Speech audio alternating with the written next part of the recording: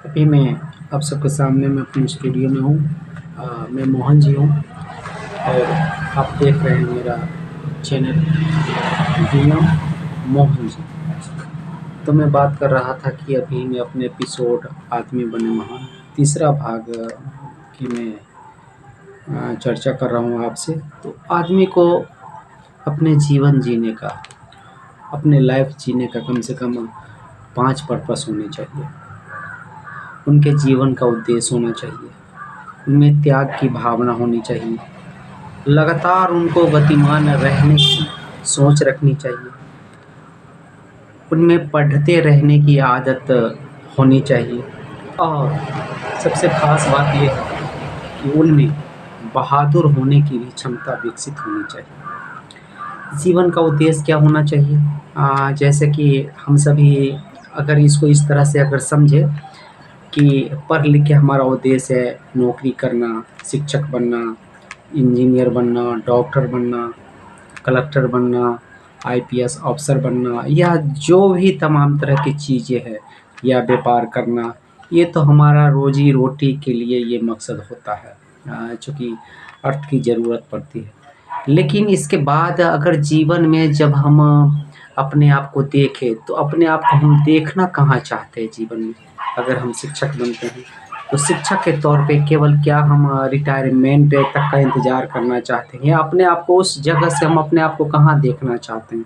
उस लेवल को और कहाँ तक आगे बढ़ाना चाहते हैं? ये हमारे जीवन का उद्देश्य होता है।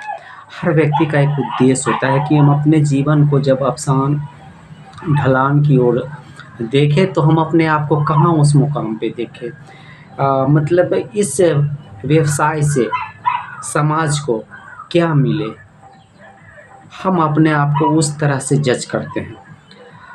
और कि हमने जैसा कि हमने अपने जीवन में और लोगों के लिए क्या किया, प्रकृति के लिए हमने क्या किया, समाज के लिए हमने क्या किया, उस व्यवसाय से हमने लोगों को कितना ज़्यादा मदद की, कितना ज़्यादा उनको सहयोग किया उनके आगे बढ़ने में। चूँकि समाज एक सांगठनिक इकाई भी है। जब तक ये समझ हमें विकसित नहीं होगी, तब तक हम पढ़ते रहने की आदत अपने आप में नहीं डालेंगे। और ये है कि हमारा जीवन जो है 4 तरह से व्यतीत होता है। एक व्यक्तिगत जीवन भी हमारा होता है, एक पारिवारिक जीवन भी हमारा होता है और इसके बाद एक आर्थिक जीवन भी हमारा होता है, एक सामाजिक जीवन भी होता है, एक राजनीति का जीवन भी हमारा होता है। तो कई सारे जीवन को समेट के हम एक जीवन जीने की कोशिश करते हैं। हम अपने लिए कितना समय निकालते हैं, हम अपने परिवार के लिए कितना समय निकालते हैं, हम अपने अर्थोपार्जन के लिए कितना समय देते हैं, हम सामाजिक सेवा के लिए कितना समय निकालते हैं। और इस तरह से अगर चारों जीवन को अगर हम डिवीज़न करें, तो इस डिवीज़न से हम पाएँगे कि हम तो केवल समय से बंधे हुए आदमी हैं। हम तो केवल समय को काटने की ओर चले हैं। ये समय को व्यवस्थित हम जब कर पाएँगे, जब अपने आप में परिपक्व होंगे, अपने आप में हम हिम्मतवान होंगे, अपने आप को जानने की कोशिश करेंगे, तब सारे जीवन का लुत्फ़ हम अपने समय में उठा पाएँगे और अपने जीवन से प्रकृति को, समाज को, पड़ोस को, राष्ट्र को लाभान्वित कर पाएँगे। और हम में अपने परिवार, समाज के अलावे हम में जो समझ विकसित होगी, वो एक त्याग की भावना भी उसमें निहित होगी। और जो दृष्टा होते हैं, वो पढ़ते रहते हैं। किसको पढ़ना है? समाज के ढाँचा को पढ़ना है, उसको सीखते जाना है।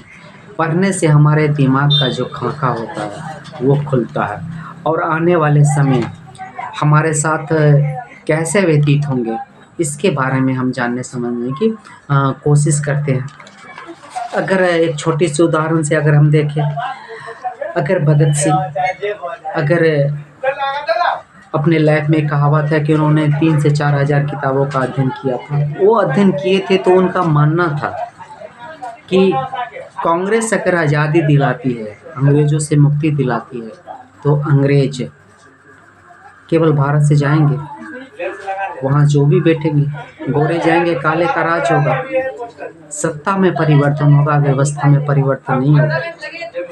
क्या व्यवस्था में परिवर्तन होने से था कि आदमी का शोषण नहीं रुकेगा, भ्रष्टाचार क्या समाप्त हो जाएगा, क्या कालाबाजारी बंद हो जाएगा? उस समय में भी भगत सिंह के दिमाग में ये प्रश्न कौंधा करते थे, चूँकि भगत सिंह ने अपना जीवन राष्ट्र के लिए समर्पित कर दिया था। और वो ऐसा क्यों महसूस करते थे? क्योंकि वे पढ़ा करते थे, हमेशा पढ़ा करते थे। कहावत भी है कि जब उनको फांसी हो रही थी तो उन्होंने कहा था कि आपका समय फांसी का हो गया है, तो उन्होंने कहा था कि ज़रा कुछ पन्ने रह गए हैं, एक क्रांतिकारी दूसरे क्रांतिकारी से मिल रहा है, ज़रा कुछ समय रुकिए। तो उस समय में भी उनका ये विचार था कि पढ़ने से आपको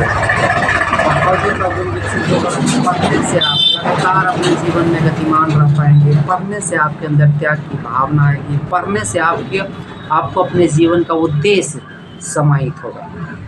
तो हम इन बिंदु पे चर्चा कर रहे थे, चर्चा को विराम देते हैं। आप सबका अपने स्टूडियो से बहुत बहुत धन्यवाद, प्रणाम।